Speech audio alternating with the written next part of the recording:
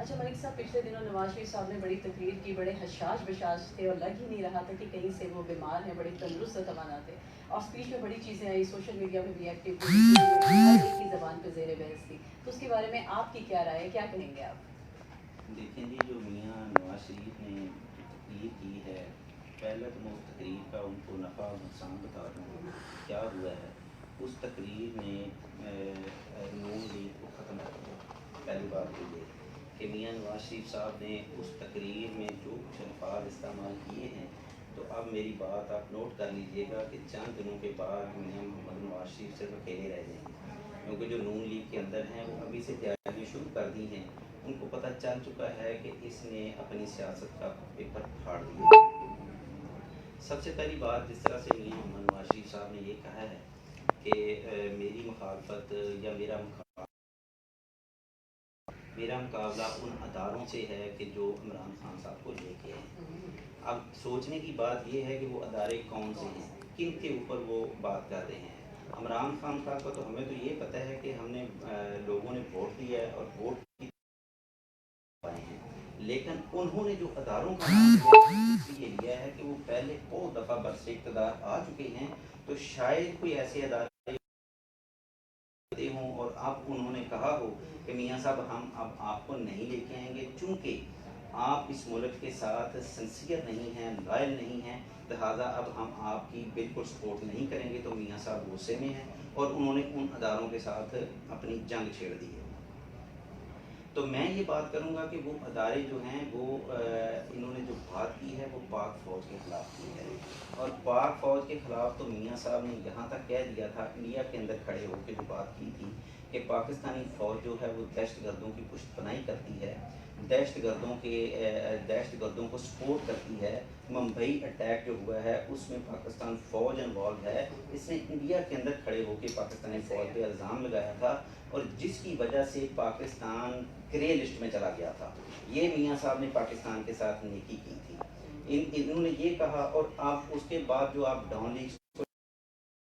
میں بھی انہوں نے اسی طرح سے رویہ اختیار کیا، اور اب جب میاں صاحب پاکستان کے بھی وہ پاکستانی فوج کو ہیں، وہ کیوں کر رہے ہیں؟ اس کی ریزن یہ ہے کہ وہ اغیار کی جو بات ہے اس کو پورا کرنا چاہ رہے ہیں، اغیار کا جو ایجنڈا ہے اس کو مکمل کرنا چاہ رہے ہیں۔ وہ پاکستان کے اندر تھے، برسر اقتدار تھے، تب بھی وہ اغیار کی باتیں ہی کرتے تھے۔ اس دور میں اگر ہم دیکھیں تو انہوں نے کیا کچھ نہیں کیا۔ سب سے پہلے ان کا یہ دیکھا جائے تو جو نریندر مودی ہے، جو لاکھوں مسلمانوں کا قاتل ہے، ٹھیک ہے، جس کو پوری دنیا کے اندر مسلمان ہٹلر کہتے ہیں، اس کو اس نے اپنی ذاتی دعوت پہ مدعو کیا اور ریڈ کارپٹ اس کا پروٹوکول دیا، اور ان کو یہ شرم نہ آئی کہ یہ وہ ہے کہ جو کشمیریوں کے لہو سے بے شمار مسلمانوں کا یہ قاتل ہے، اور ہم اس کو اپنی ذاتی پرسنل دعوت پہ مدعو کر رہے ہیں، تو مسلمانوں کے دلوں پر کیا بیتے گی، وہ کشمیری مظلوم مسلمان ہیں جو ان کے دلوں پر کیا بیتے گی جب ہم اس کو ریڈ کارپٹ اس کو پروٹوکول دیں گے۔ اس کے علاوہ ان کو یہ بھی نہ حیا آیا کہ جب انہوں نے اپنا یہ جو دہشت گرد پکڑا گیا ہے کلبھوشن، تو کلبھوشن کو بچانے کے لیے میاں صاحب کی آنکھوں پہ پردہ پڑ گیا، اور انہوں نے کیا کیا کہ پاکستان کو انٹرنیشنل کورٹ کا ممبر بنا دیا، تاکہ کہ کسی طریقے سے کلبھوشن کو جو ہے نا بچایا جا سکے۔ تو یہ میاں محمد نواز شریف نے کیا۔ جندول جو تھا بزنس ٹائکون تھا، اس کے ساتھ یہ سیکرٹ میٹنگز کرتے رہے ہیں مری میں بیٹھ کے، اور انڈیا کی ہر بات سے انہوں نے پہرا دیا ہے۔ یہ اتنے سنسیئر ہیں پاکستان کے ساتھ کہ پاکستان کے پانی کے اوپر انہوں نے انڈین ڈیمز تعمیر کروائے ہیں، اور ہر طرح سے پاکستان کو جس طرح سے یہ لیٹ ڈاؤن کر سکے ہیں انہوں نے کرنے کی پوری کوشش کی ہے۔ اتنے مخلص ہیں پاکستان کے ساتھ، پھر کوئی بھی موقع نہیں میاں صاحب نے جانے دیا کہ جس میں کارگل کا دیکھتے ہیں، اگر ہم کارگل کو دیکھتے ہیں تو کارگل کی جیتی ہوئی جنگ جو تھی وہ میاں صاحب نے شکست میں بدلی کر دی تھی، اور ادھر کارگل میں ہمارے پاکستانی فوجی افیسر شہید ہو رہے تھے، وہ جنگ لڑ رہے تھے، تو میاں صاحب کا اسلام آباد سے ان دنوں کا ریکارڈ نکلوا لیں، یہ اسلام آباد سے لاہور کرکٹ میچ کھیلنے کے لیے آیا کرتے تھے، یہ اس طرح کی انجوائمنٹ کرنے والے تھے۔ ان کو کسی قسم کا پاکستان سے کوئی پیار نہیں، کوئی محبت نہیں. جو ان کا ذاتی یہ جگہ ہے یہ اس کے اوپر بالکل کام کر رہے ہیں. پہلے یہ ملک کے اندر بیٹھ کے کام کر رہے تھے، ملک کی ہمارے اداروں کو کمزور کر رہے تھے، اور اب ملک سے باہر چلے گئے ہیں تو اب انہوں نے ادھر بیٹھ کے ہمارے ملک کو ڈیمیج کرنا ہے. اس کی انہوں نے پوری کوشش کرنی ہے. ہمارا جو سب سے جس ادارے کی وجہ سے یہ ملک قائم ہے اس ادارے پہ یہ انگلیاں اٹھا رہے ہیں، گشت نمائی کر رہے ہیں. جب یہ بات کرتے ہیں تو ان کو ایک لمحے کے لیے ان کے متعلق، جب پاک فوج کے متعلق یہ بات کرتے ہیں تو ان کو کیوں نہیں یہ سوچ آتی کہ وہ جو سیاچین کی برف پوش پہاڑیوں پر اور کشمیر کے برفیلے پہاڑوں پر وہ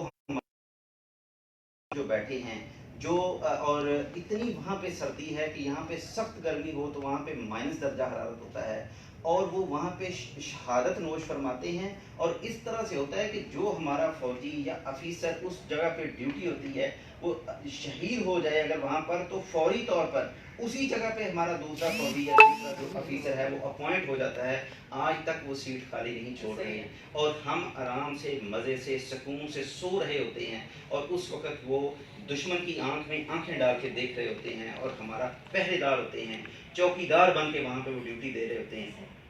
اور ان کے بچے یتیم ہو رہے ہیں، ان کی بیویاں بیوہ ہو رہی ہیں، ماؤں کے بیٹے جا رہے ہیں. اور جب ان کے خلاف یہ بات کرتے ہیں، اس طرح سے کرتے ہیں، تو ان کے رونگٹے کیوں نہیں کھڑے ہوتے؟ میں یہ کہتا ہوں پاکستانی اور پاکستانی ہونے کی حیثیت سے کہ ہم جب پاک فوج کی طرف کوئی بھی ایسی کوئی الفاظ ادا کریں تو ہمیں سوچنا چاہیے کہ اس کی کتنی قربانیاں ہیں، کس طرح سے پاک فوج ہمارے لیے، ہمارے اس ملک کے لیے اور ہم سب کے لیے لڑ رہی ہے، اور پوری دنیا کے ساتھ لڑ رہی ہے. اگر یہ میں بات بتا دوں سب کو کہ اگر ہماری فوج اس طرح کی نہ ہو تو ہم بھی عراق کی طرح ہوتے.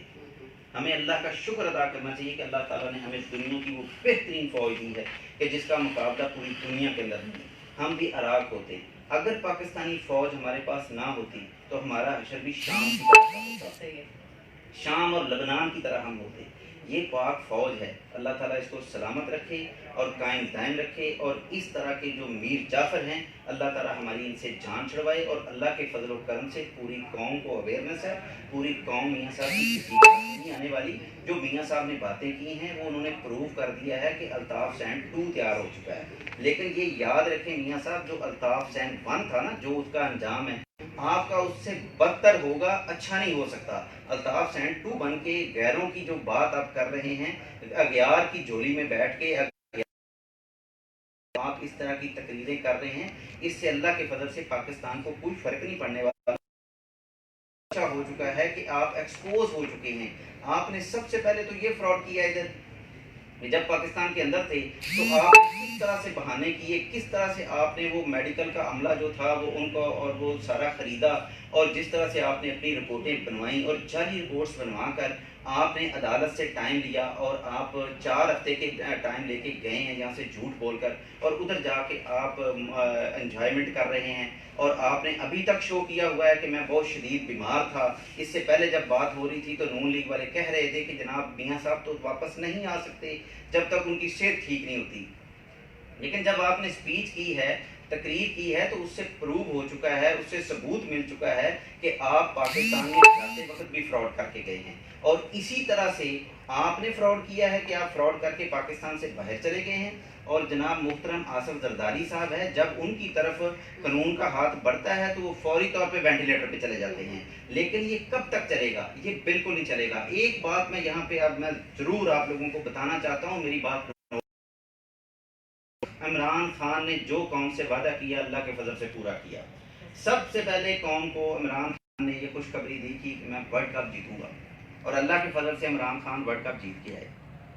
اس کے بعد عمران خان نے یہ کہا تھا کہ میں انشاءاللہ تعالی شوکت خانم ہاسپٹل بناؤں گا. اور اب پوری دنیا نے دیکھا، پورے پاکستان کے سامنے ہے کہ شوکت خانم ہاسپٹل بنا اور چل بھی گیا، جس کو سب کہتے تھے کہ یہ نہیں بن سکتا، بن گیا تو چلے گا نہیں. اس کے بعد ایک شاہکار تھا نمل یونیورسٹی کا، وہ خان صاحب نے کہا کہ میں پاکستان کے اندر بناؤں گا، اور اللہ کے فضل سے وہ نمل یونیورسٹی بن گئی اور چل رہی ہے. اس کے بعد خان صاحب نے کہا تھا کہ انشاءاللہ تعالی یہ ملک کو لوٹنے والے جتنے چور ہیں، جس میں آصف زرداری ہے، میاں نواز شریف ہے، اس کی تمام فیملی، جنہوں نے